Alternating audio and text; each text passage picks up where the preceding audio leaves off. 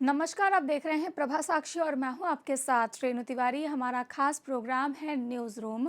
छत्तीसगढ़ में पहले चरण के मतदान से पहले अब तक की सबसे बड़ी मुठभेड़ हुई है।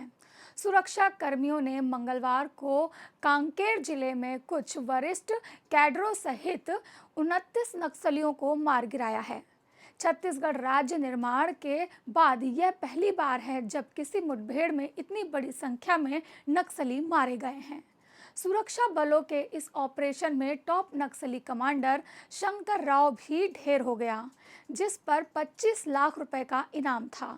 2024 की शुरुआत के बाद से ही माओवादियों के गढ़ बस्तर क्षेत्र में सुरक्षा बलों के साथ साथ अलग अलग मुठभेड़ में अभी तक लगभग 80 नक्सली मारे गए हैं। अधिकारियों ने बताया है कि भीषण मुठभेड़ में 3 सुरक्षाकर्मी भी घायल हो गए और मौके से बड़ी मात्रा में हथियार बरामद किए गए। उप मुख्यमंत्री विजय शर्मा, जिनके पास गृह विभाग भी है, उन्होंने मुठभेड़ को बड़ी सफलता बताते हुए इसे सर्जिकल स्ट्राइक का नाम दिया है और कहा है कि इसका निश्चित श्रेय बहादुर सुरक्षा कर्मियों को जाता है। इसके अलावा गृह मंत्री अमित शाह ने भी इसे एक बड़ी उपलब्धि बताते हुए सुरक्षा कर्मियों की जमकर तारीफ की है।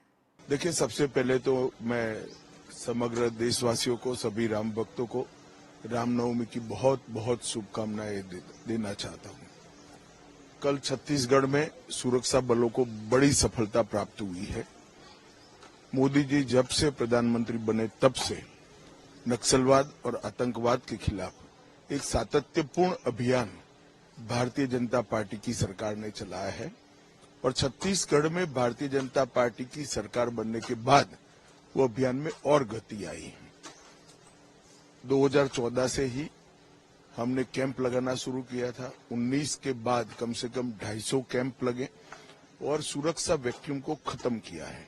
अब छत्तीसगढ़ पुलिस का भी सहयोग जितना इच्छनीय है उससे ज्यादा ही मिल रहा है। इसका परिणाम है कि सरकार बनने के बाद छत्तीसगढ़ में लगभग 3 महीने के समय में 80 से ज्यादा नक्सली ढेर हुए हैं, 125 से ज्यादा अरेस्ट किए गए हैं और 150 से ज्यादा नक्सलियों ने सरेंडर किया है।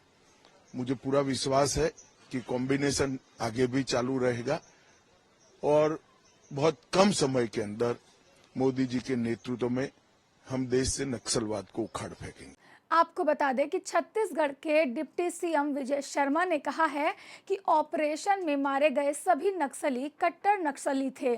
उनके पास भारी मात्रा में हथियार और गोला बारूद भी बरामद किए गए हैं।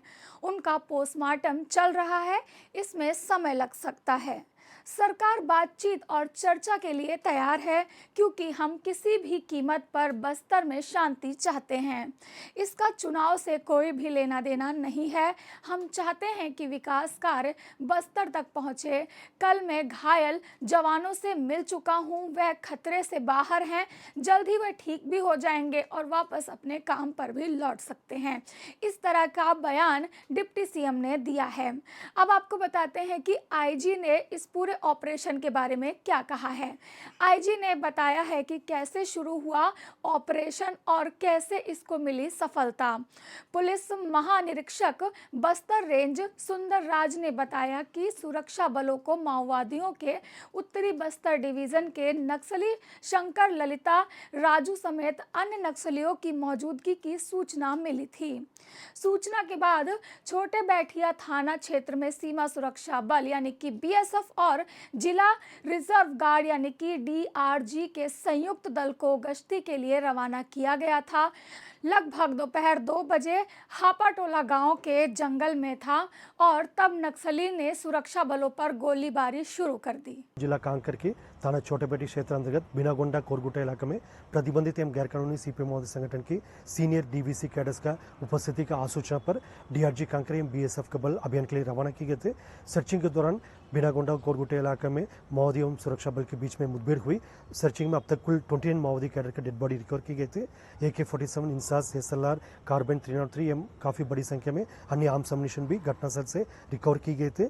मुठभेड़ में हमारे 3 जवान जो घायल हुआ उनका स्थिति अभी आउट ऑफ डेंजर है और उन्हें बेहतर इलाज के लिए हायर सेंटर रेफर किए गए थे। अभी भी आसपास इलाका में रीइंफोर्समेंट टीम द्वारा सर्चिंग की जा रही है। सर्चिंग के उपरांत डिटेल्स शेयर की जाएगी। नक्सलियों के शव मुख्यालय तक कब लाए जाएंगे?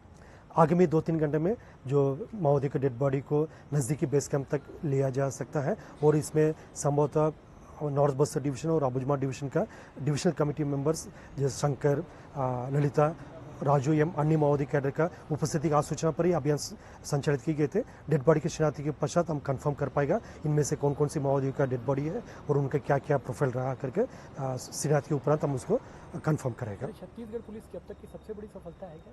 जैसा हाल फिलहाल में माओवादियों का खिलाफ प्रभावी अभियान संचालित किए गए थे, इसमें अब तक संभवतः छत्तीसगढ़ में इस प्रकार के जो 29 माओवादी कैडर का डेड बॉडी शायद नहीं बरामद हुआ। संभवतः ये सबसे बड़ा जो रिकवरी के दृष्टिकोण से सबसे बड़ा एक सफल अभियान के रूप में इसको देखा जा सकता है। गृह मंत्रालय के सूत्रों ने कहा है कि गोलीबारी में 3 सुरक्षाकर्मी, 2 BSF निरीक्षक और 1 DRG जवान घायल हो गए हैं। सूत्रों ने बताया है कि बिनागुंडा और आसपास के इलाकों में माओवादियों के आंदोलन के विभिन्न इनपुट के आधार पर 15 अप्रैल को देर शाम ऑपरेशन शुरू कर दिया गया था। सुरक्षा बलों को 5 इनपुट साझा किए गए थे। इसमें बिनागुंडा क्षेत्र में माओवादियों के उत्तर बस्तर डिवीजन समिति की सटीक स्थिति को बताते हुए 2 इनपुट भी शामिल थे। इस साल अब तक कांकेर सहित 7 जिलों वाले बस्तर क्षेत्र में सुरक्षा बलों के साथ अलग अलग मुठभेड़ में लगभग 79 नक्सली मारे जा चुके हैं। 2 अप्रैल को 13 नक्सली मारे गए थे, जबकि 27 मार्च को बीजापुर जिले में सुरक्षा बलों के साथ मुठभेड़ में 6 माओवादियों को मार गिराया गया था।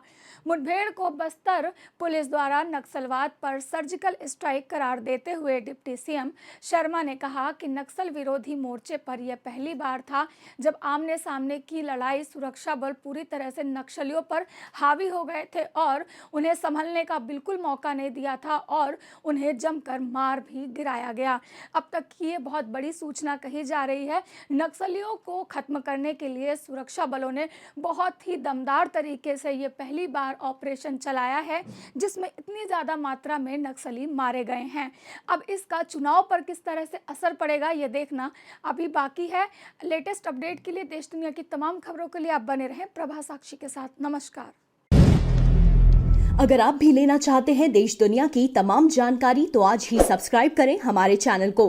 साथ ही नीचे दिए बेल आइकन को जरूर दबाएं ताकि हर अपडेट आप तक पहुंच सके।